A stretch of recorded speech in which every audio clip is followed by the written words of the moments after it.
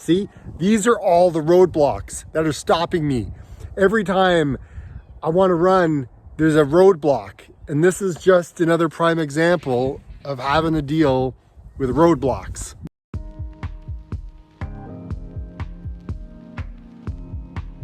Sometimes you just got to do what it is you got to do. I just finished my appointments for the day and I'm nowhere near home, and I'm not going to be able to get a run in when I get home.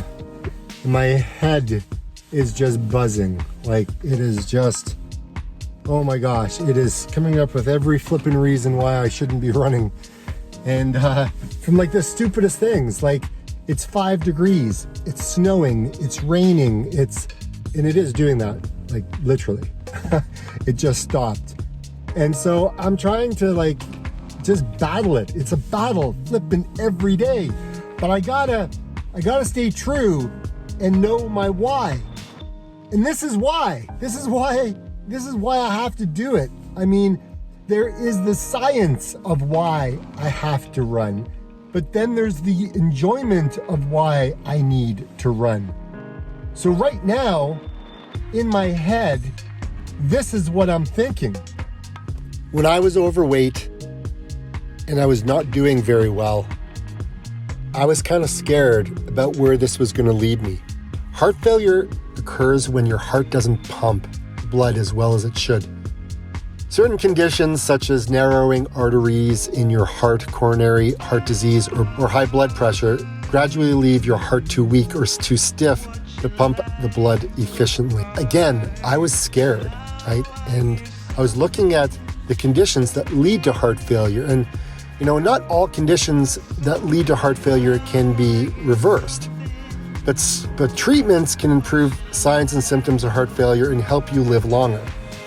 Lifestyle changes such as exercising, reducing sodium in your diet, managing stress, and losing weight can improve your quality of life. The one way to prevent heart failure is to prevent and control conditions that cause heart failure in the first place, such as coronary heart disease, high blood pressure, diabetes, obesity.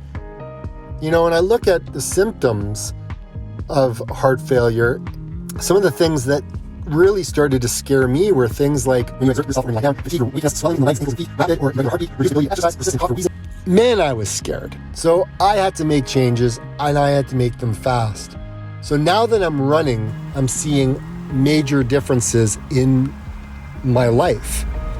And so my why is contributed, or my why is attached to that. And since my last video, I looked back as to why I run, and I was able to rekindle that and again get scared that if I don't do the things I know I need to do, I could go back down that rabbit hole, and I don't want to know where it leads. I don't want coronary disease or a heart attack, high blood pressure, faulty heart valves, damage to the heart muscle, heart defects, and my risk factor goes up the older I get. So let's get out and go for a run, and let's talk about cardiac efficiency, right? Let's talk about a 2-hour run. This is one of the hardest parts, is actually just getting out the door. This is it. This is what I gotta do. I came over here so I could get away from any prying eyes while I did a quick change in my car. Oh, well that just bites the weenie, doesn't it? Well, that just sucks. Yeah, we're in another lockdown. So they've closed down a lot of the conservation areas by the looks of it. Looks like we're gonna be running on the road. It's not really where I wanted to be. I got my trail shoes on. Question of the day. Why do you like going for long runs? What benefits do you feel like you get from it? Comment below. Love to hear them.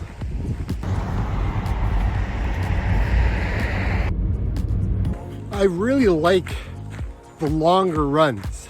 And the reason for that is the more that you run, the more that you are pumping oxygen to your muscles with your blood. And as you run and as this happens, you also help your blood pressure, right? I find that, I reduce my blood pressure so much just by doing my runs that it steers me away from the blood pressure medication. This is my medication, and it's called running. What is normal cardio output? A healthy heart with a normal cardiac output pumps out about 5 to 6 liters of blood every minute when a person is resting. When does the body need a higher cardio output? During exercise, your body may need 3 or 4 times your normal cardiac output because your muscles need more oxygen when they exert themselves. During exercise, your heart typically beats faster, so more blood gets out to your body. Your heart can also increase its stroke volume by pumping more forcefully or increasing the amount of blood that fills the left ventricle before it pumps. Generally speaking, your heart beats both faster and stronger to increase cardiac output during exercise. So why is maintaining cardiac output so important? Sufficient cardiac output helps keep blood pressure at the levels needed to supply oxygen-rich blood to your brain and other vital organs. Mitochondria. It is a powerhouse, dudes. Powerhouse. That's your ATP. Man, that gives you the energy your body needs. It gives you everything that you need. The longer you run, the slower you run, the more mitochondria you build. And I'm not a science guy, and if I screwed it up, I'm sorry, but that's just how I feel. And I feel right now I got a lot of mitochondria pulsing through my body. Yeah, baby. Remember I said it comes and goes when I feel really crappy? Well, right now I'm really feeling pretty darn good. When you run long, you increase the enzymes in your muscle cells that grow capillaries, which are the small vessels surrounding the cells that are important changes to allow more oxygen to be delivered to your muscles. They also help with your tendons, ligaments, and things of that nature. Here's the thing, guys. Let's all just run long and slow because we all need that.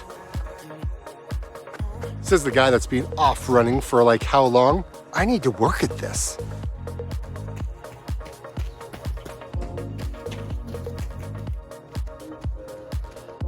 The more that you run and the longer you run, you just build up your heart muscle so much more. Like it gets stronger and stronger, and without your heart, really there isn't anything else, is there? Now I also like these long, slow runs because I've become more efficient at burning fat. And that to me is a win, to be quite honest, because I really need to lose some extra weight.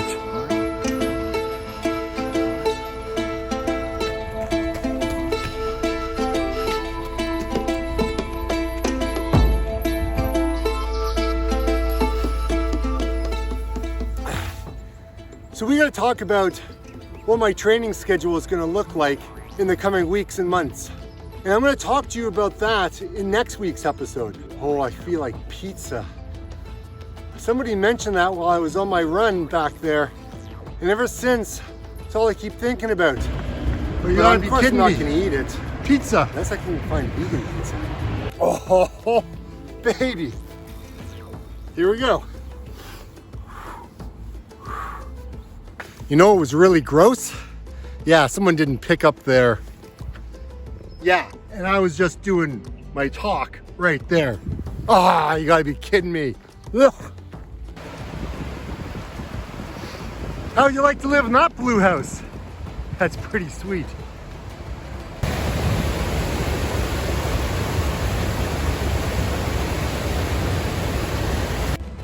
So a slow, steady pace, nice and long. Get out and enjoy the run. And we're just gonna keep on doing this. I'm gonna come up with my training schedule. Don't know exactly what it's gonna look like yet, but we got a couple of ideas. And I'll share those with you next week. So like I always say, everybody, get out and run.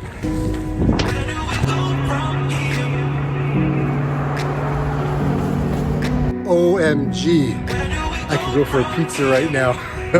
It's gonna take me everything I can not to go in. But I don't have my money. I don't have no wallet with me, so fight the urge, Dave. Fight the urge. Do not go in. Okay, I'm walking away. Promise you, I'm walking away. I'm not coming back. Oh my gosh. Woo. Okay, keep on running.